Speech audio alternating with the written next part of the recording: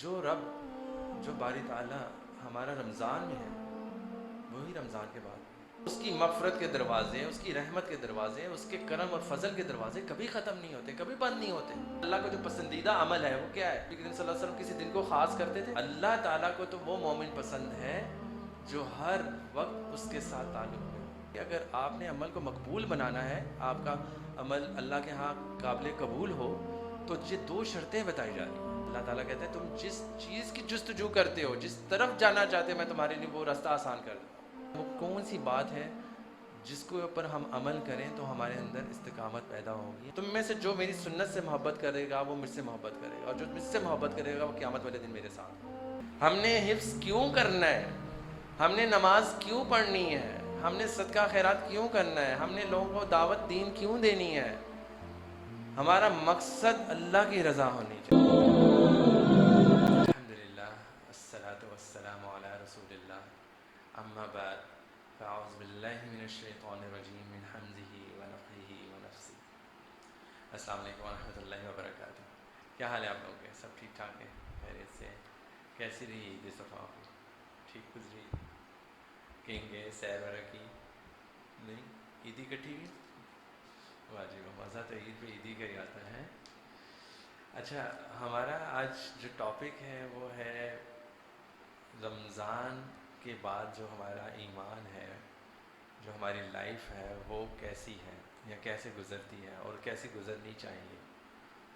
تو اس کے بارے میں ہم ڈسکس کریں گے کچھ پوائنٹس، کیونکہ ماشاءاللہ رمضان کا اتنا اچھا مہینہ ہوتا ہے، اس میں ہم سب محنت کرتے ہیں، عبادات کرتے ہیں، روزہ رکھتے ہیں، قرآن پڑھتے ہیں، ذکر اذکار کرتے ہیں، دعائیں کرتے ہیں، صدقہ خیرات، زکوٰۃ، ہر طرف نیکی نیکیاں ہوتی ہیں۔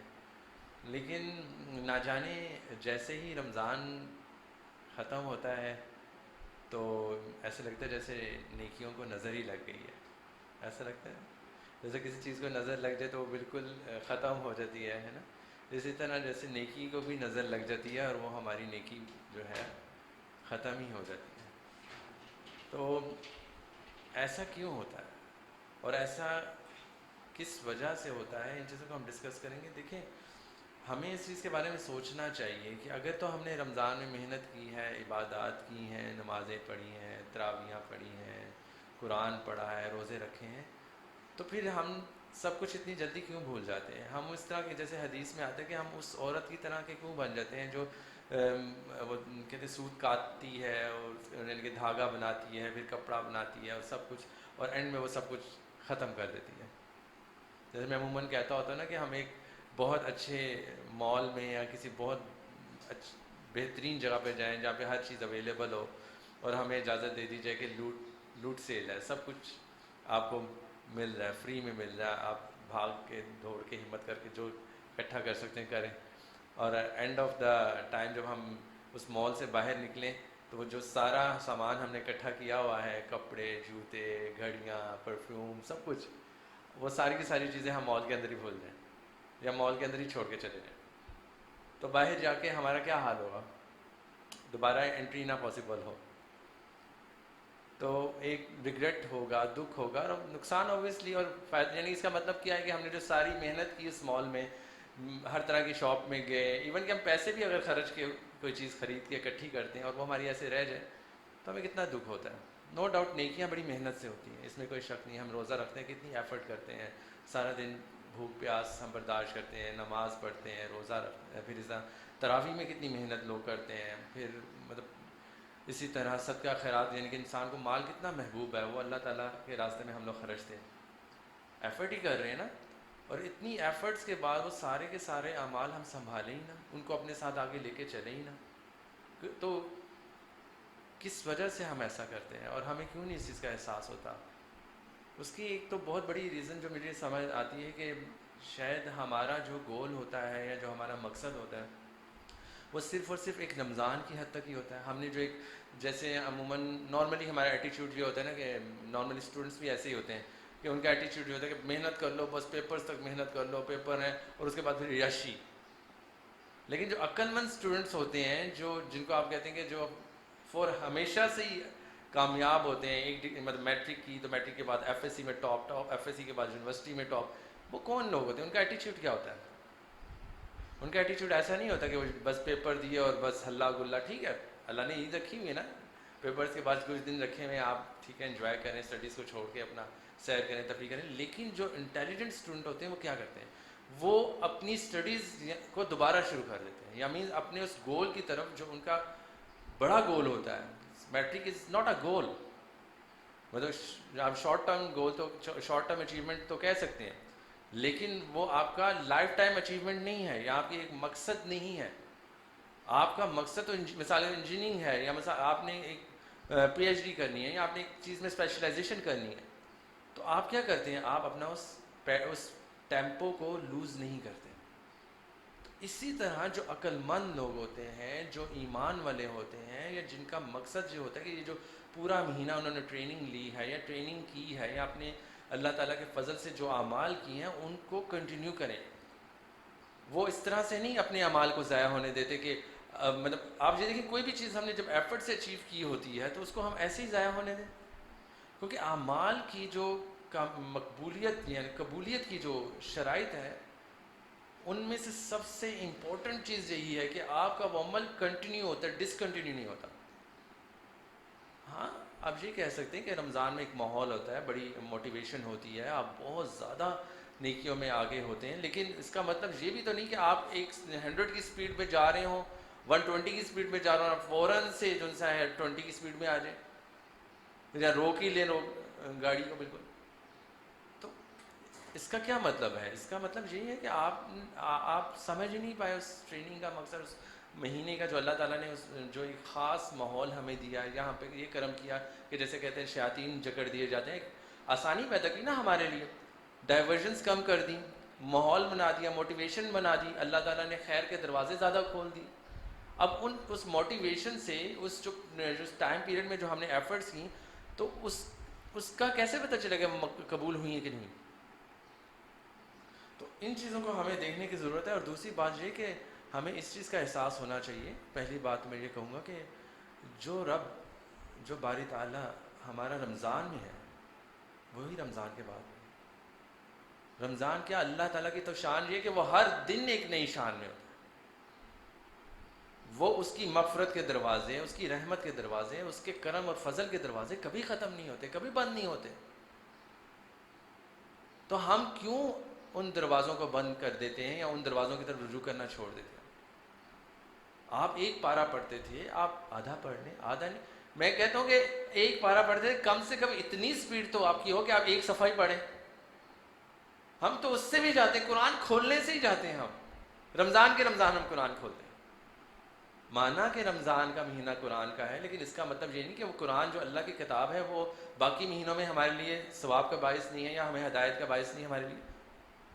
ہم نے تو ساری زندگی دیکھیں, نبی کریم صلی اللہ علیہ وسلم کی حدیث ہے کہ آپ کی جو یعنی کہ جو ان کا جو اللہ کے نبی اللہ کا جو پسندیدہ عمل ہے وہ کیا ہے؟ جو کنٹینیوس, مطلب بے شک چھوٹا ہو, مطلب آپ ایک صفحہ روز کا پڑھیں, ایون کہ ایک آیت ہی پڑھیں, اللہ اکبر, لیکن ساری زندگی پڑھیں, آپ یقین مانیں کہ آپ کے رمضان کے 10 قرآن پڑھنے سے وہ اللہ تعالیٰ کو زیادہ محبوب ہوگا. یہ میں نہیں کہہ رہا, اللہ کے نبی کریم صلی اللہ علیہ وسلم. حضرت عائشہ صدیقہ رضی اللہ تعالیٰ سے پوچھا گیا کہ نبی کریم صلی اللہ علیہ وسلم کسی دن کو خاص کرتے تھے؟ ان کا کہ ساری زندگی ایک جیسی تھی, روز کے معاملات ان کے ایک جیسے ہی تھے. یعنی اگر دیکھ پوری زندگی ہی اسپیشل تھی ان کا ہر دن اللہ کے ساتھ تعلق بنانے میں تھا, ہر دن کامیابی کی طرف, خیر کی طرف والا تھا. یہ تو ہم نے دن بنا لیے ہیں اپنے لیے, آسانیوں کے لیے. اللہ تعالیٰ کو تو وہ مومن پسند ہے جو ہر وقت اس کے ساتھ تعلق میں ہو, اس کا جو مقصد ہو اپنے رب کو راضی کرنے کا وہ ہر لمحے ہو.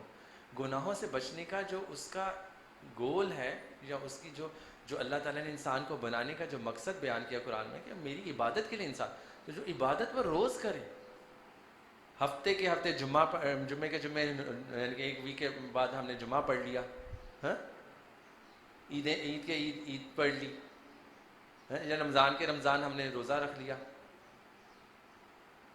ٹھیک ہے, اللہ تعالیٰ تو یہ چاہتا ہے کہ ہم اپنے اعمال کو اسی ٹیمپو سے اسی پیٹرن میں آگے لے کر چلے. اور ایک اور جو بہت امپورٹنٹ، ایک تو چیز میں نے جیسے آپ کو بتائی کہ کنسسٹنسی، اور دوسری اس چیز کا ڈر کہ ہمارے اعمال ہیں وہ اللہ تعالیٰ کے ہاں قبول بھی ہوئے کہ نہیں ہوئے، ان کی فکر. آپ دیکھیں، آپ مثال کے طور پہ آپ نے کوئی بزنس کیا ہے، کوئی ٹریڈ کی ہے، آپ نے بہت زیادہ مال اکٹھا کر لیا، تو آپ کیا کریں گے؟ سوچ سمجھ کر دھیان سے اس کو خرچ کریں گے نا، یا کہ ایسے یاشی میں اڑا دیں گے. تو نیکیاں کر کے ان کو سنبھالنا، ان کا خیال رکھنا، یہ ایک بہت امپورٹنٹ چیز کہ اللہ تعالیٰ نے اگر آپ کو، یہ بیسیکلی رمضان سے ریلیونٹ نہیں ہے، لائف میں ہمارا یہ ایٹیچیوڈ ہونا چاہیے کہ اللہ تعالیٰ نے ہماری لائف میں ہمیں جو بھی نعمت دی ہے، جو بھی نیکی کرنے کی توفیق عطا فرمائی ہے، اس کو ہم ہمیشہ سے کریں. اگر آپ نے قرآن حفظ کیا، جیسے آپ لوگ قرآن حفظ کرتے ہو، تو قرآن حفظ کرنے کا کیا مقصد ہے؟ صرف آپ نے جس دن مطلب جن سالوں میں قرآن حفظ کیا انہیں میں ہی ایفرٹ کرنا ہے؟ آپ تب کامیاب ہوں گے یا اس قرآن حفظ کو آپ نے اپنے آخری سانس تک سنبھال کے رکھنا ہے؟ وہ بندہ کامیاب. اللہ تعالیٰ کہتے ہیں جو آپ نیکی کر رہے ہیں، جو عمل آپ کر رہے ہیں، اس کے اندر کنسسٹنسی پیدا کریں. مجھے وہ عمل پسند ہے، مجھے یہ عمل نہیں پسند کہ آپ نے مثال کے طور پہ جذبات میں آ کے، جوش میں آ کے، بڑے آپ انٹیلیجنٹ تھے، بڑے ایکٹیو تھے، آپ نے 8 مہینے میں قرآن حفظ کر لیا. بڑی اچیومنٹ ہے جی، مانتے ہیں، ایکسیپٹ کرتے ہیں، بہت بڑا کام آپ نے کر لیا. آگے کیا کر رہے ہیں؟ آگے اپنی زندگی میں اس قرآن کو لے کے گئے ہیں، اس کو اپنی زندگی کا مقصد بنایا ہے. پہلی تو بات جو آپ نے اس کو یاد کیا، اس کو سنبھالا ہے. پہلی جو ریکوائرمنٹ ہے یا نیکی کی، یعنی کہ جیسے اگر حفظ کی ہم بات کرتے ہیں، اور جو حفظ میں عموماً ہم سے مسٹیک ہوتی ہے، تو اس میں ہم یہ دیکھیں کیا ہم نے اس کو یاد کر کے ریٹین کیا کہ نہیں کیا. پھر اس ریٹین کرنے کے بعد ہم نے اس کو آگے لے کر ہم گئے ہیں کہ نہیں گئے، اس کو سمجھنے کی طرف، اس کو اپنی زندگی کو اس کے مطابق چلانے کے لیے. تو دوسری چیز جو میں نے آپ کو بتائی کہ اس نیکی کو جو سا ہے، ایک تو پہلی بات کنسسٹنسی، اور اس چیز کو آگے بھی لے کر جانا، اس کو سنبھالنا، اس کو اپنی زندگی کے اندر، اپنی زندگی کو اس کے مطابق ڈھالنا. پھر ہماری ان نیکیوں کو اللہ پسند کرے گا. ورنہ ہم کہیں جی میں نے رمضان کے روزے رکھ لیے، میں نے بڑا کام کر لیا، لیکن میں نے اس رمضان کے روزے کی جو ہے حفاظت بھی کی کہ نہیں کی، جو نیکیاں کی ان کی حفاظت کی کہ نہیں کی. یا کہ جس طرح میں نے آپ کو بتایا کہ اس عورت کی طرح جس نے سود کاٹا اور بعد میں اس کو ختم کر دیا. تو ہمیں اس چیز کو دیکھنا ہے کہ ہمارے اعمال جو ہیں وہ اللہ کے ہاں مقبول ہوں. حسن بصری رحمۃ اللہ علیہ کا ایک قول ہے جو دہلا دینے والا ہے، جس نے میں پڑھ کے ڈر گیا، کہ اگر کوئی شخص یہ دیکھنا چاہتا ہے، اس کا مفہوم یہ ہے کہ وہ گناہ کر رہا ہے، تو اس کا مطلب ہے اس کی نیکیاں قبول نہیں ہوئی، اور وہ اللہ کے ہاں عزت والا نہیں ہے. اور جو بندہ نیکی کو کنٹینیو کر رہا ہے، اس کا مطلب یہ ہے کہ وہ اللہ کے ہاں مقبول ہے، عزت والا ہے. تو اب ہم دیکھ لیں، اگر ہم سے نیکیاں ہو رہی ہیں، دیٹس مینز ہمارے اعمال جو ہیں اللہ کو پسند آ رہے ہیں، اور اللہ تعالیٰ خوش ہے ہمارے اعمال سے. رمضان ہو یا نہ غیر رمضان ہو، ہماری پوری لائف اس کے اوپر یہ بات آتی ہے کہ اگر ہم نیک عمل کر پا رہے ہیں تو دیٹس مین اللہ ہم سے راضی ہے، ہمارے اعمال قبول ہو رہے ہیں. اور اگر ہم نیکیاں نہیں کر پا رہے، گناہوں میں پھنسے ہوئے، تو اللہ تعالیٰ کے ہاں ہم عزت والے نہیں ہیں، اللہ تعالیٰ ہم سے ناراض ہے. تو اس چیز کو ہمیں ذہن میں رکھنا چاہیے. اسی طرح قرآن میں سورہ حج کی آیت نمبر 18 ہے، جسے اللہ تعالیٰ ذلیل کر دے اسے کوئی عزت دینے والا نہیں ہے. یعنی کہ جب انسان ہے تو اللہ تعالیٰ اس کو ذلیل کر دیتا ہے، اللہ اس سے ناراض ہو جاتا ہے.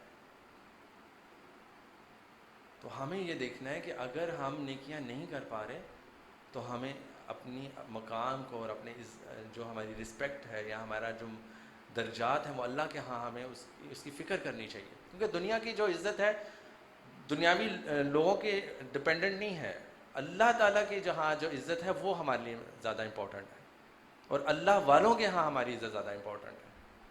تو اللہ تعالیٰ کیا کہتا ہے؟ جس کو میں عزت دیتا ہوں اس کو جو تمام مخلوقات ہیں اس کو عزت دیتی ہیں. یعنی حدیث مطلب مفہوم ہے نا کہ اللہ تعالیٰ جس کو پسند کرتے ہیں، حضرت جبرائیل کو بلاتے ہیں، ان کو کہتے ہیں کہ میں اس کو پسند کرتا ہوں. حضرت جبرائیل آ کے دوسرے فرشتوں کو بتاتے ہیں، پھر اسی طرح آسمان کے فرشتے نیچے آ کے اعلان کرتے ہیں مخلوقات کو. تو اس کا کیا مطلب ہے؟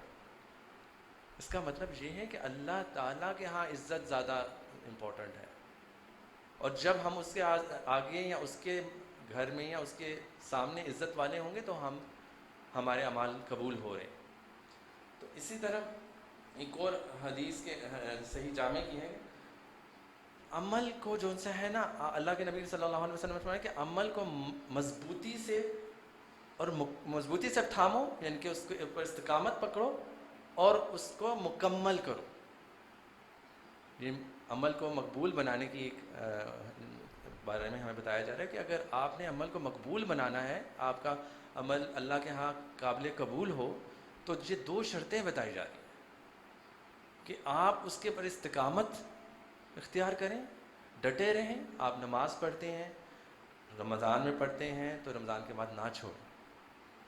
آپ قرآن پڑھنا شروع ہوئے، ناظرہ ہی ریڈنگ ہی اگر آپ پڑھنا شروع ہوئے، کوئی بھی عمل آپ کرنا شروع ہوئے تو وہ پڑھتے رہیں اور اس کو مکمل کریں. یعنی کہ آپ کی پوری کوشش ہو کہ وہ چیز مکمل ہو. مکمل کیا چیز ہے؟ مکمل اس کو اگر میں ایسے سمجھاؤں کہ مکمل یہ ہے کہ ہماری آخری سانس تک جو ہے ہمارا اس چیز کے ساتھ رشتہ ہو، کیونکہ ہماری زندگی تو مکمل وہاں پہ ہوتی ہے نا.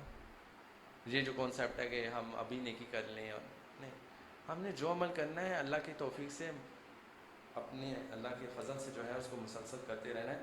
اور اسی طرح شیخ صالح بن فوزان الفوزان رحمۃ اللہ علیہ کا قول ہے کہ نیکی اگر کسی بندے نے یہ دیکھنا ہے کہ اس کے اعمال اور اسپیشلی روزے کے بارے میں کہ وہ مقبول ہوئے کہ نہیں ہوئے، تو وہ یہ دیکھے کہ آفٹر رمضان وہ نیک عمل کر رہا ہے کہ نہیں کر رہا.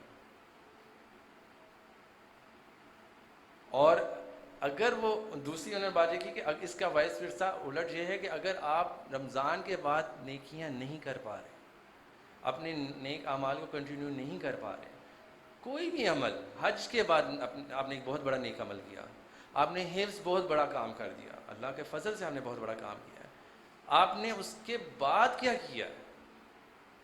کوئی بھی نیکی. بیسیکلی ہر بات میں ایک جنرل، ایک اسپیسیفک بات ہوتی ہے اور ایک اس کی جنرل مفہوم بھی ہوتا ہے کہ اگر آپ لیٹس سپوز ایک رمضان سے ریلیونٹ بات ہے یا کول ہے، تو آپ یہ بھی دیکھیں کہ باقی نیکیوں میں بھی یہ اصول اپلائی ہوگا کہ اگر آپ نے کوئی بھی بڑا کام کیا ہے، کوئی خیر کا کام کیا ہے، حج کیا ہے، بہت زیادہ صدقہ خیرات کر دیا. اللہ کے نبی صلی اللہ علیہ وسلم نے کیا فرمایا کہ اللہ کو بہترین صدقہ وہ پسند ہے کہ جو ہمیشگی کے ساتھ بے شک تھوڑا بھی دیا جائے. اور دوسری حدیث میں آتا ہے کہ اللہ تعالیٰ کو وہ صدقہ بہت پسند ہے کہ جس میں آپ کے یعنی کہ آپ کے مالی حالات لمیٹڈ ہوں، آپ زیادہ نہیں دے سکتے پھر بھی آپ صدقہ کریں. اللہ تعالیٰ کو وہ صدقہ بہت پسند ہے. اللہ قرآن میں کیا کہتا ہے؟ کھجور، مطلب کھجور، ایک کھجور کیا مطلب آدھی کھجور بھی اگر آپ دے سکتے ہیں صدقے میں تو وہ بھی دیں اپنے آپ کو جہنم سے بچانے کے. تو ہمارے لیے یہ چیز بہت امپورٹنٹ ہے اور ہمیں اس چیز کو دیکھنا چاہیے کہ ہم جو اعمال کر رہے ہیں ان کو، یعنی کہ جو ہم نے خیر، جو خزانے ہم نے لوٹے ہیں یا جو ہم نے اکٹھے کیے ہیں، تو ان کو اتنی آسانی سے ضائع نہ ہونے دیں. کیونکہ دیکھیں اگر آپ نے ان کے اندر 2 ہی راستے ہیں، 2 ہی باتیں ہیں، یا تو آپ نے اس راستے کو کنٹینیو کیا، یعنی کہ خیر کے راستے کو فالو کرتے کرتے آپ اللہ کے راستے پہ چل پڑے، اور یا پھر آپ نے رمضان کے بعد جو ہے وہ اپنی نیکیوں کا دروازہ بند کیا اور شیطان کے ساتھی بن گیا، شیطان کے راستے پہ چل پڑے. 2 ہی باتیں ہیں نا. تو یا تو اللہ کے بندے بن جائیں گے یا شیطان کے بندے بن جائیں گے. ہم عموماً یہ ایکسکیوز کر رہے ہیں وہ جی شیطان کھل گیا. نہیں بھائی، شیطان کیا کھل گیا؟ اللہ تعالیٰ نے آپ سے، اگر آپ نیک کریں گے تو کیا اللہ تعالیٰ آپ کی مدد نہیں کرے گا؟ نیک عمل کرنے میں آپ کی مدد نہیں کرے گا؟ اللہ تعالیٰ کہتا ہے تم جس چیز کی جستجو کرتے ہو، جس طرف جانا چاہتے ہو، میں تمہارے لیے وہ راستہ آسان کر دیتا ہوں. تو یہ ڈپینڈ ہم پہ کر رہا ہوتا ہے، ہماری انٹینشنس پہ بہت زیادہ ڈپینڈنٹ چیزیں ہیں یہ کہ ہم خیر کی طرف جانا چاہتے ہیں یا گمراہی کی طرف جانا چاہتے ہیں. ہم پہلے ہی ہارے ہوئے ہیں. پہلے ہی ہمارا مقصد ہی یہی ہے کہ ہم نے تو صرف رمضان کا ہی ایک خاص مہینہ بنایا ہوا ہے، ایک بہت متبرک مہینہ بنایا ہوا ہے، اور اس میں ہی عبادات کرنی ہے، اور اس کے بعد غیر رمضان ہم نے کوئی عبادت نہیں کرنی اور اس کا ہمیں اس چیز کو جو ہے ہم عام دنوں میں سمجھتے ہیں کہ شاید اجر کم مل رہا ہوتا ہے یا اللہ تعالیٰ ہمیں اللہ تعالیٰ کی جو خزانے ان میں کوئی کمی آ جاتی ہے، ایسا کچھ بھی نہیں. اللہ تعالیٰ کے خزانے اسی طرح ہیں، وہ اپنے بندوں کو اسی طرح نوازتا ہے، اسی طرح اللہ تعالیٰ اپنے بندوں سے محبت کرتا ہے. تو ہمیں اس چیز کو دیکھنا ہے کہ ہم نے رمضان کی بھی بعد بھی یہ عمل کرتے رہتے ہیں. اور ایک اور بہت اچھی بات ہمیں پتہ چلتی ہے کہ عموماً ہمیں اس چیز کا خیال رکھنا چاہیے کہ گناہ تو ہم سے ہوں گے. ایک سوال بھی بلکہ مجھے آیا، میں بڑی اچھی بات کویسچن میرے ذہن میں آ گیا. ایک میرے دوست ہیں جرمنی میں، انہوں نے اسپیشلی میرا کلاس کلپ شیئر ہوا تھا، تو انہوں نے میرے سے سوال پوچھا کہ آپ نے گناہ کی جو نشانیاں بتائی ہیں کہ گناہ کے اثرات کی ٹاپک تھا کہ جب ہم گناہ کرتے ہیں ان کے اس افیکٹس ہمارے اوپر کیا پڑتے ہیں. تو انہوں نے کہا کہ ہم اپنے گناہوں کو کیسے ختم کر سکتے ہیں، زیرو لیول پہ کیسے لا سکتے ہیں یا منیمم کیسے کر سکتے ہیں. تو اس کے بہت طریقے ہیں، ان میں سے ایک بہت امپورٹنٹ طریقہ یہ ہے کہ ہم نیکیوں سے اپنے گناہوں کو تبدیل کر سکتے ہیں، ختم کر سکتے ہیں. کیونکہ نیکیاں جو ہیں وہ آپ کے گناہوں کو ختم کرتی ہیں. گناہ تو انسان ہے، انسان بشریت کے ناطے ہم سے ہو بھی سکتے ہیں اور ہوتے ہیں، اس میں کوئی شک نہیں ہے، ہم سے ہوتے ہیں. اسی لیے تو اللہ تعالیٰ نے ہمیں دن میں 5 وقت نماز پڑھنے کا کہا، وضو کرنے کا کہا، روزے رکھنے کا کہا، حج کرنے کا کہا. یعنی کہ حدیث میں آتا ہے نا کہ آپ کی ایک نماز سے دوسری نماز تک جتنے گناہ ہیں وہ معاف ہو جاتے ہیں. اسی طرح ایک روزے سے ایک رمضان سے دوسرے رمضان تک کے گناہوں کو اللہ تعالیٰ معاف کر دیتا ہے. ایک حج سے دوسرے حج تک کے گناہوں کو اللہ تعالیٰ معاف کر دیتا ہے، صغیرہ گناہوں کو، کبیرہ گناہوں کے علاوہ. تو اللہ تعالیٰ تو معاف کرتا ہے، لیکن اس چیز کو سمجھنا کہ نیکیاں کرتے رہنا، گناہ اس چیز کے گمان میں رہنا کہ ہم سے گناہ ہوتے ہیں اور ہم معاف نہیں ہوں گے یا اس طرح. لیکن ہمیں یہ دیکھنا چاہیے کہ اللہ تعالیٰ نے جو اصول بنایا ہے کہ ہمیں اللہ تعالیٰ یہ کہتے ہیں کہ آپ نیکی کریں، نیکی جو ہے وہ آپ کے گناہوں کو دھو دیتی ہے. تو یہ اصول ذہن میں رکھیں کہ اللہ تعالیٰ قرآن میں کہتے ہیں کہ تم دن کے اندر جو ہے صبح شام جو ہے نمازیں پڑھو، عشاء کی نماز پڑھو، ٹھیک ہے، اور تم جو ہے میرے سے دعائیں کرو، یعنی کہ تمہارے میں گناہوں کو معاف کر دو، یعنی کہ نیکیوں سے تمہارے گناہوں کو معاف کر دیا جائے. پھر حدیث بھی ہے، اس حدیث میں جیسے میں نے بتایا کہ اللہ کے نبی صلی اللہ علیہ وسلم نے فرمایا کہ نیکیاں گناہوں کو معاف کر دیتی ہیں اور لوگوں سے حسن اخلاق سے پیش آؤ، یعنی کہ اپنے اخلاق کو بہترین بناؤ. یہ ایک بہت امپورٹنٹ چیز ہے کہ اگر ہم اپنے گناہوں کو معاف کروانا چاہتے ہیں اور ہم چاہتے ہیں کہ ہمارے گناہ معاف ہوں تو ہمیں اپنے اخلاق کو بہتر بنانا بہت ضروری ہے. اچھا، ایک اور بڑی امپورٹنٹ چیز اس گفتگو میں آتی ہے کہ ہم اپنے نیکیوں میں یا نیک اعمال میں استقامت کیسے حاصل کریں، اور کیا چیز ہے جس سے یا وہ کون سی بات ہے جس کے اوپر ہم عمل کریں تو ہمارے اندر استقامت پیدا ہوگی، ہمارے اعمال میں کنٹینیوٹی رہے گی. تو ان میں جو سب سے امپورٹنٹ اور پہلی بات ہے وہ یہ ہے کہ کلمہ توحید کا کلمہ، شہادت جو ہے، شہادت کے کلمے پہ ہمیں فرم بلیو ہونا چاہیے اور اس کو ہمیں اپنی پریکٹیکل لائف کے اندر لانا بہت لازمی ہے. اگر ہم یہ چاہتے ہیں کہ ہمیں استقامت، دیکھیں ویسے تو بہت سارے پوائنٹ ہیں لیکن انیشیٹ جو ہوتی ہے استقامت، یعنی کہ جس پوائنٹ کی بیس پہ ہم اپنے اندر یعنی اسٹرانگ ہوں گے وہ یہ ہے کہ ہمارا ہمیں اللہ کی توحید کے بارے میں اور کلمہ، یعنی کلمے میں 2 پورشن ہیں، اللہ کی توحید اور نبی کریم صلی اللہ علیہ وسلم پر ایمان. یہ دونوں چیزوں کا اوپر ان کی نالج ہونا، ان کے اوپر اس کے اوپر عقیدہ کلیئر ہونا کہ ہمارا خالق کون ہے، ہمارا مالک کون ہے، ہمارا رب، ہمارا رازق کون ہے، ہمیں کون کھلا رہا ہے، کون پلا رہا ہے، ہمیں مشکل میں ہماری مدد کون کرنے والا ہے. تو ہمیں اس ذات کے بارے میں انفارمیشن ہونا اور اس کی قدرت کے بارے میں ہمارے پاس انفارمیشن ہونا اور اس پہ یقین ہونا بہت لازمی ہے. اور اسی طرح دوسری چیز جو نبی کریم صلی اللہ علیہ وسلم کی پر ایمان ہے، اس میں یہ سب سے امپورٹنٹ، نبی کریم صلی اللہ علیہ وسلم نے فرمایا نا کہ تم میں سے جو میری سنت سے محبت کرے گا وہ مجھ سے محبت کرے گا، اور جو مجھ سے محبت کرے گا وہ قیامت والے دن میرے ساتھ ہوگا. تو ہمارے پاس یہ بیسک، یعنی کہ میں اگر آپ کو بتاؤں گا ٹو دی پوائنٹ، اگر آپ کو بات بتاؤں کہ یہ اگر استقامت ہم چاہتے ہیں تو سب سے پہلے تو ہمارا عقیدہ اس چیز پہ بڑا کلیئر ہونا چاہیے اور اس پہ بارے میں ہمیں یعنی کہ بیس، نالج کی بیس ہے، علم کی بیس ہے. یہ دنیا جہان کے علم، دنیا جہان کی نالج اس کے بعد آتی ہے. جس کے پاس یہ نالج نہیں ہے، یہ علم نہیں ہے، وہ بندہ کامیاب نہیں ہو سکتا. اور اس کے اندر جہاں بات ہم استقامت کر رہے ہیں اس کے اندر استقامت کیسے آئے گی؟ وہ کیسے کوئی بھی عمل کیسے کر سکتا ہے جب اس کو اپنے رب کے بارے میں تعارف ہی نہیں ہے صحیح طریقے سے؟ تو کلمے کے بعد، اور یہ کوئی معمولی چیز نہیں ہے. دیکھیں حدیث میں آتا ہے کہ لمبی حدیث ہے لیکن اس میں ایک پورشن یہ کہ جو منکر نکیر جن قبر میں جو فرشتے آئیں گے اور ہم سے سوال کریں گے تینوں، تو اس کے جو جواب مومن بندہ جواب دے دے گا.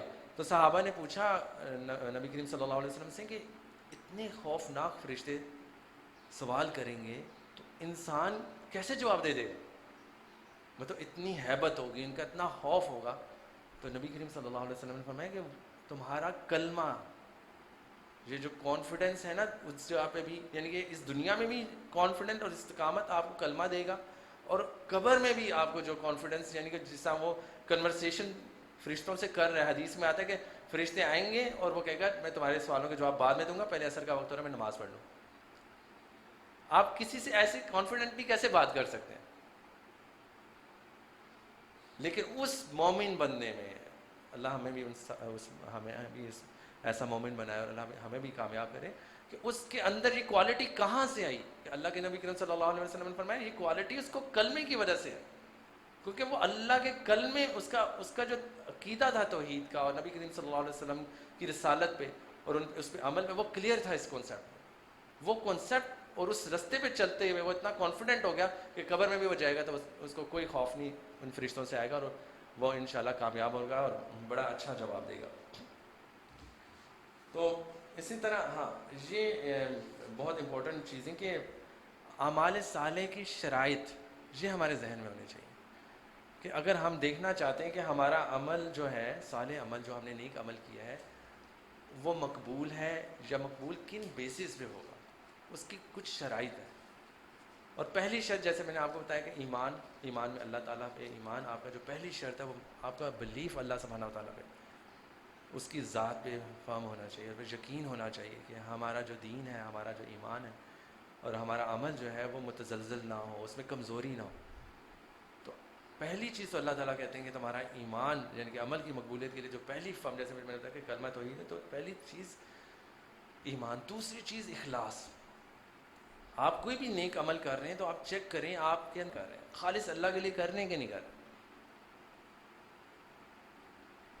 آپ نے کس کی رضا کے لیے عمل کیا. لوگوں کہیں گے وہ اتنا پیسہ ہے حج کرنے نہیں گیا، وہ اتنا پیسہ ہے اتنا صحت مند ہے روزے نہیں رکھ رہا، اور روزے آئے ہوئے ہیں، یار تم روزہ نہیں رکھتے، لوگوں کی وجہ سے روزہ رکھ رہا ہے. اخلاص. دوسری شرط اخلاص، صرف اللہ سبحانہ و تعالیٰ کی رضا کے لیے وہ عمل ہم نے کرنا ہے. ہم نے حفظ کیوں کرنا ہے، ہم نے نماز کیوں پڑھنی ہے، ہم نے صدقہ خیرات کیوں کرنا ہے، ہم نے لوگوں کو دعوت دین کیوں دینی ہے، ہمارا مقصد اللہ کی رضا ہونی چاہیے. تو دوسری شرط عمل صالح کی مقبول ہونے کی یہ ہے کہ ہمارے عمل میں اخلاص ہو. تیسری شرط بہت امپورٹنٹ، یہ بھی اللہ تعالیٰ سے تعلق رکھتی ہے، محبت، اللہ کی محبت الہی اور خشیت الہی. یہ دو شرطیں ہیں، لیکن ان کو میں اکٹھا ہی بتاتا ہوں کہ یہ دونوں لنکڈ ہیں. اگر آپ یہ کہہ لیں کہ میں محبت میں عمل کر رہا ہوں اور میرے اس عمل میں خشیت نہیں ہے، یعنی کہ اللہ کا خوف یا اس کا رعب نہیں ہے، تو بھی شرط پوری نہیں ہو رہی. اور ایک بندہ کہہ رہے میرے دل میں رعب ہے، خشیت ہے اور محبت نہیں ہے، یعنی کہ جذبہ نہیں ہے، تو بھی وہ شرط پوری نہیں ہو رہی. تو دونوں چیزیں اگر آپ ان کو انڈیپینڈنٹ بھی دیکھنا چاہیں، خشیت الہی اور محبت الہی دونوں ہی چیزیں مسٹ ہیں آپ کے اس عمل کو مقبول بنانے کے لیے کہ آپ اللہ کی خشیت میں، اس کی خوف سے، اس کے رعب سے، اس کے دبدبے سے، اس کی محبت سے، اس کی شان سے، اس کی رحمت اور رحمان اور رحیم ہونے کی شان سے آپ وہ عمل کر رہے ہیں. اور جو چھٹی، یعنی کہ میں نے جیسے پانچویں جو ہے اتباع سنت. اس عمل کو پریکٹس آپ کس بیس پہ کر رہے ہیں؟ نبی کریم صلی اللہ علیہ وآلہ وسلم کی سنت سے وہ ایکسیپٹڈ ہے، وہاں سے وہ عمل مل رہا ہے، دین آپ کا عمل جو ہے وہ صالح ہے، وہ ایکسیپٹیبل ہے. ادروائز آپ جتنا مرضی خوبصورت عمل لے آئیں، جتنی مرضی فالوورز اس پہ لے آئیں، جتنی مرضی لائکس اس پہ لے آئیں، نبی صلی اللہ علیہ وسلم کی اتباع میں نہیں ہے، ان کی سنت کے مطابق نہیں ہے، وہ ایکسیپٹیبل نہیں ہے. اور اس کے بعد جو ہے احتساباً، یعنی کہ آپ روزے رکھیں. اللہ تعالیٰ کے نبی صلی اللہ علیہ وسلم نے اس میں بیان کیا نا کہ جس نے رمضان کے روزے رکھے اللہ کی رضا کے لیے اور احتساب، یعنی کہ ثواب کی نیت سے، آپ جو بھی نیکی کر رہے ہیں یعنی کہ اللہ کی رضا کے لیے آپ جو نیکی کر رہے ہیں، آپ کا اس کے اندر اس پہ بھی یقین ہو کہ آپ کو اس کا اجر ملے گا. یہ بھی ایک کانسیپٹ بہت امپورٹنٹ ہے. عموماً لوگ اس چیز کو بھی کہتے ہیں کہ ہم اللہ کے لیے کر رہے ہیں، شاید ہمیں کوئی مطلب اجر نہیں چاہیے، یا مطلب کچھ ایسے بھی مسکنسیپشن لوگوں کے ذہن میں پائی جاتی ہیں کہ ہم کوئی اجر کی لالچ میں نہیں کر رہے، ہم اللہ کی محبت میں کر رہے ہیں. ایماناً احتساباً، جس نے روزے رکھے، جس نے قیام کیا، اسے نبی کریم صلی اللہ علیہ وسلم کہہ رہے ہیں کہ ایمان کے ساتھ ثواب کی نیت سے آپ نے وہ عمل کرنا ہے. تو یہ جو ایک ذہن میں عموماً لوگوں کی یہ بات پائی جاتی ہے، لوگ عموماً جو کہتے ہوئے بھی عموماً نظر آ جاتے ہیں کہ شاید ہم تو اللہ کے لیے کر رہے ہیں یا نبی کریم صلی اللہ علیہ وسلم کی محبت میں کر رہے ہیں، ہمیں ثواب مطلب ہمیں اجر نہیں چاہیے یا ہمیں جنت نہیں چاہیے، مختلف قسم کی باتیں منہ سے نکال دیتے ہیں. یہ غلط باتیں ہیں. اللہ تعالیٰ کے نبی فرما رہے ہیں کہ آپ نے اس کو نیکی کے اجر حاصل کرنے کے لیے عمل کرنا. پھر اللہ تعالیٰ سے ملاقات کے لیے کہ آپ کی نیت انٹینشن جو کہ یہ جو میرا عمل ہے، یہ جو میں بھی جو بھی پریکٹس کر رہا ہوں، چھوٹے سے چھوٹے عمل بھی، بڑے سے بڑا عمل بھی، جب میں اللہ کے ہم ملوں اللہ سبحانہ تعالیٰ سے، تو اللہ تعالیٰ خوش ہوں. نہ کہ ان لوگوں کی طرح جنہوں نے ریاکاری کے لیے جہاد کیا، ریاکاری کے لیے جو ان سا ہے نمازیں پڑھی ہیں، ریاکاری کے لیے اعمال کیا، اللہ تعالیٰ تو ان کو جہنم میں ڈال دے گا. تو اس چیز کا بھی خیال رکھنا ہے کہ اس ملاقات کے لیے، اس ملاقات میں ہمارا وہ جو عمل ہے وہ اللہ کے ہاں ایکسیپٹیبل ہو، اللہ خوش ہو، اللہ اس کو رد نہ کرے. اور یہ بہت امپورٹنٹ بات ہے. اس کے بعد کی جو شرط ہے، حلال، آپ کا رزق حلال ہونا بہت لازمی ہے. آپ جتنی مرضی نیکیاں کر لیں لیکن آپ کے معاملات، آپ کا رزق، آپ کا ارننگ سورس حلال نہیں ہے تو آپ کے اعمال ریجیکٹڈ ہیں. وہ حدیث آپ لوگوں نے سنی ہوگی نا کہ نبی کریم صلی اللہ علیہ وسلم فرمایا ایک بندہ آیا پورا گندا حال، مطلب یعنی کہ جیسے آپ کہہ لیں گے برا حال اس کا تھا، کپڑے گندے، پسینہ آیا ہوا، ڈسٹ اس کے اوپر، حرم کے دروازے کے ساتھ کھڑا ہو کے یعنی خانہ کعبہ کے دروازے کا پکڑ کے دعائیں مانگ رہا ہے، رو رہا ہے، گڑ گڑا کے دعائیں مانگ رہا ہے. اللہ تعالیٰ کہتے ہیں میں اس کی دعا کوئی دعا قبول نہیں کروں گا، کیونکہ اس کا جسم یعنی کہ جس خوراک سے پلا ہوا ہے وہ حرام، اس کا لباس حرام. تو یہ چیز ہمارے معاشرے میں ہم نے دیکھنا ہے کہ ہم جو نیکیاں کر رہے ہیں، جو بھی اعمال کریں، تھوڑے کریں زیادہ کریں، تو اس میں اس شرط کو بھی مد نظر رکھیں، نیکیاں بھی کریں اور ساتھ اپنے جو معاملات، مالی معاملات ہیں، ان کی طرف بھی توجہ کریں کہ وہ حلال ہیں کہ نہیں، ارننگ سورس ہمارے صحیح ہیں کہ نہیں ہے. نبی کریم صلی اللہ علیہ وسلم نے فرمایا نا کہ قیامت کے قریب یہ بھی ایک فتنہ ہے کہ قیامت کے قریب لوگوں کو اس بارے میں اندازہ نہیں ہوگا یا معلوم نہیں ہوگا کہ ان کا مال کہاں سے آ رہا ہے، کس رستے سے آ رہا ہے، کس سورس سے آ رہا ہے. یہ بھی ہمارے آج ہم میرے خیال سے ہم اس ٹائم سے گزر رہے ہیں کہ ہمارے لیے جج کرنا بہت ہی مشکل ہوا ہے کہ ہمارا ارننگ سورس وہ حلال ہے کہ نہیں ہے، اور اس کو حلال بنانا ایک بہت بڑا چیلنج ہے ہمارے لیے. اور اس کے بعد جیسے میں نے آپ کو بتایا کہ نیکی کرنا گناہوں کو ختم کرنے کے لیے، اور اسی طرح شرط بھی یہ ہے کہ اگر نیک عمل کو سنبھالنا ہے آپ نے تو آپ کو گناہ چھوڑنے پڑیں گے، ورنہ آپ کا حال اس مفلس انسان کی طرح ہی ہوگا جیسا نبی کریم صلی اللہ علیہ وسلم نے صحابہ کو بتایا کہ تم جانتے ہو کہ مفلس کون ہے؟ صحابہ نے کہا کہ ظاہر بات ہے، جیسے ہم بھی سمجھتے کہ جس کے پاس مال نہیں ہے، جس کے پاس گاڑی نہیں ہے، جس کے پاس گھر نہیں ہے، جس کے پاس گولڈ نہیں ہے. نہیں، نبی کریم صلی اللہ علیہ وسلم نے فرمایا قیامت کے دن ایک شخص آئے گا اور نیکیوں کے پہاڑ لے کر،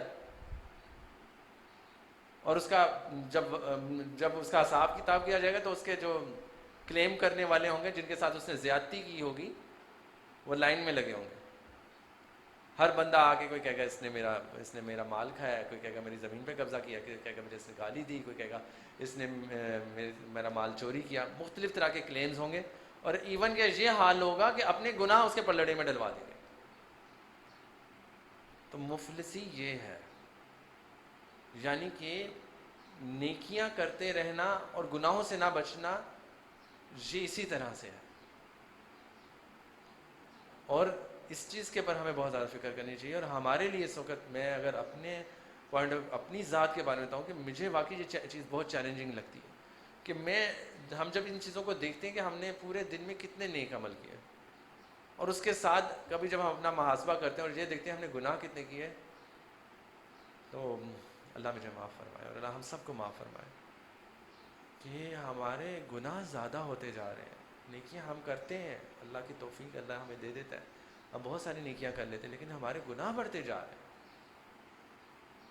اور ہمیں گناہ، یہ کہلاتا چیپٹر ہے کہ کون کون سے گناہ ہمارے اندر بہت عام ہو گئے اور ہمیں اندازہ نہیں، اور ہم ان میں ایسے پھنس گئے ہیں کہ ہماری نیکیاں ضائع ہونا شروع ہو گئی. جن میں سے صرف ایک گناہ کی طرف میں اشارہ کروں گا، جس کا عموماً میں ہر موقع پہ اپنی بھی اصلاح کرتا ہوں، اللہ مجھے بھی توفیق دے اس چیز پہ قائم رہنے کی، اور دوسروں کو بھی اللہ تعالیٰ ہدایت دے. کہ غیبت سارے دن میں ہم کتنی کرتے ہیں.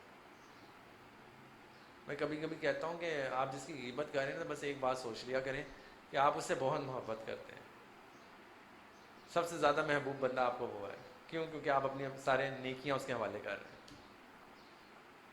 تو ہمیں اپنی ذات کا محاسبہ کرنا ہمارے لیے بہت ضروری ہے، اور یہ چیز، یہ پوائنٹ بہت امپورٹنٹ ہے کہ گناہ جو ہے وہ ہماری نیکیاں کھا رہے ہیں. دیمک ہے نا، جیسے اچھی بھلی لکڑی ہوتی ہے، گھر ہوتا ہے، دیکھیں کھا جاتی ہے اس کو. یہ گناہ بھی ایسے ہی ہیں. دیکھنے میں دیمک کی طرح چھوٹے لگتے ہیں نا، ہمارے بڑے بڑے اعمال ہوتے ہیں، بڑی بڑی نیکیاں ہم نے کی ہوتی ہیں، ان کو کھا جاتے ہیں. اللہ تعالیٰ ہمارے حفاظت فرمائے اور اللہ تعالیٰ ہمیں معاف فرمائے، اور اللہ تعالیٰ ہم سب کی خاص فضل سے حفاظت فرمائے اس طرح کے گناہوں اور اس طرح کی غلطیوں سے.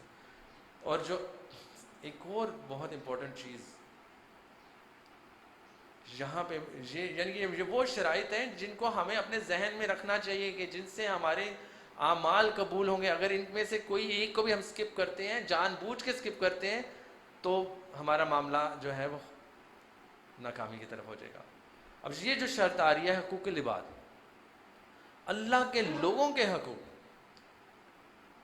آپ جتنے بھی حقوق اللہ فرائض، اللہ کے فرائض پورے کریں، نماز ٹائم پہ پڑھ رہے ہیں، روزے رکھ رہے ہیں، ذکر اذکار کر رہے ہیں، زکوٰۃ دے رہے ہیں، صدقہ سب کچھ کر رہے ہیں، لیکن حقوق العباد میں ہم نے غلطی کر دی.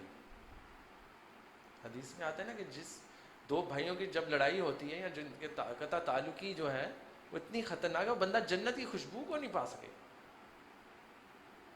اور ہم یہ بات ایک طرف، اور دوسری طرف آپ کی نیکیوں کے پہاڑ، حفظ، تراوی، روزے، حج، زکوٰۃ، جہاد. اللہ کے نبی کریم صلی اللہ علیہ وسلم نے فرمایا کہ میں، ایک بندہ آیا اور اس نے کہا کہ میں آپ سے پوچھنا چاہتا ہوں کہ میں اگر جہاد کروں گا، اللہ کے راستے میں قتال کروں گا اور میں شہید ہو جاؤں گا تو میرے سارے گناہ معاف کر دیں گے؟ اللہ کے نبی کریم صلی اللہ علیہ وسلم نے فرمایا ہاں سارے گناہ معاف ہو جائیں گے. وہ جانے لگا، اس کو دوبارہ روکا، کہتے رکو. حضرت جبرائیل علیہ السلام میرے پاس آئے، انہوں نے کہا کہ قرض معاف نہیں ہوگا. 2 دینار تھے ایک صحابی کے اوپر قرض، 2 دینار. حقوق العباد کا معاملہ سنیں. اور ہم پتہ نہیں کہ مطلب 2 دینار کا ہم لاکھوں دینار اور پتہ نہیں لاکھوں روپے، کروڑوں روپے غبن کر رہے ہیں کرپشن میں اور پتہ نہیں کس کس چیز میں. تو اللہ کے نبی نے جنازہ نہیں پڑھایا اس صحابی کا. وہ قرضہ اتارا گیا تو پھر نماز جنازہ پڑھا گیا. تو حقوق العباد بہت امپورٹنٹ شرط ہے، اور اس کو ہمیں اس کے ہر پہلو کو، اور ایسے پہلو خاص طور پہ رشتہ داروں کے حقوق، ماں باپ کے حقوق. باپ جنت کا دروازہ ہے، باپ کے حقوق نہیں پورے کیے کیسے جنت میں کو جائے گا؟ جنت پڑی ہوئی ہے، تیار آپ کے پاس پڑی ہوئی ہے، نمازیں روزے سارے پڑھے ہوئے ہیں آپ کے، دروازہ ہی باپ ہے. تو یہ جو شرط ہے نا، یہ میرے لیے اور آپ کے لیے بہت یہ بھی امپورٹنٹ ہے کہ ہمیں اس چیز سے اللہ ہمیں ہدایت دے. بس اللہ کی توفیق ہے جو ہماری مدد کرتا ہے یا ہمیں بچا لے گا اور ہمارے لیے آسانیاں پیدا کرے، کیونکہ حقوق العباد کا معاملہ بہت سخت ہے. اور اس کے اندر میں نے دیکھا ہے افراط و تفریط ہے. کچھ لوگ تو حقوق العباد میں ہی، اچھا اس چیز کو بھی ذہن میں رکھیے کہ جتنی شرائط ہیں ان سب کی اپنی اپنی جگہ امپورٹنس ہے. کسی ایک شرط کو دوسرے سے آپ سویپ نہیں کر سکتے. آپ یہ کہیں کہ حقوق اللہ آپ پورے کر دیں اور حقوق العباد نہ کریں، یا حقوق العباد آپ پورے کر رہے ہیں اور حقوق اللہ آپ چھوڑ دیں، ایسا نہیں ہے. تو صرف آپ ہر طرح کی اپنے والدین کی عبادت کریں گے، لیکن جب کفر اور شرک یا اللہ کی گمراہی کا وہ حکم دیں گے تو آپ نہیں کریں گے. اس کا کیا مطلب ہے؟ یہاں پہ کوئی بات پیچھے ہو گئی. ہر پوائنٹ کی اپنی ایک امپورٹنس ہے اور اس کو ہم نے دھیان سے ذہن میں رکھنا ہے کہ کسی بھی معاملے کے اندر ہم نے جسے کہہ رہے ہیں ایگزیجریٹ نہیں کسی چیز کو کرنا یا کسی کو کم نہیں کرنا. ساری چیزوں کی اپنی امپورٹنس ہے. اور لاسٹ بٹ لیسٹ مائٹ بھی اس کے علاوہ بھی بہت سارے پوائنٹ ہو سکتے ہیں, لیکن جو میرے علم میں یا جتنے میں اکٹھے کر سکا, جو آخری پوائنٹ ہے عمل صالح کی قبولیت کے لیے, اور بہت امپورٹنٹ پوائنٹ ہے اور عموماً ہم اس میں کوتاہی کرتے ہیں, مجھے دعا, عمل کی مقبولیت کے لیے دعا. کیونکہ ہم جتنا بھی اچھا عمل کر لیں ہمیں نہیں مل سکتا. ہم یہ کہیں کہ میں نے بہت زیادہ عمل کر دیے ہیں, میں روز قرآن پڑھتا ہوں, میں روز تہجد پڑھتا ہوں, میں بہت صدقہ خیرات کرتا ہوں, میں نے اتنی مسجدیں بنائی ہیں, میں نے کچھ بھی کام کیا. یہ آخری شرط بہت امپورٹنٹ. اللہ تعالیٰ کو وہ بندہ بہت برا لگتا ہے جو دعا کے لیے ہاتھ نہیں اٹھاتا. تکبر کی علامت میں سمجھا جاتا ہے.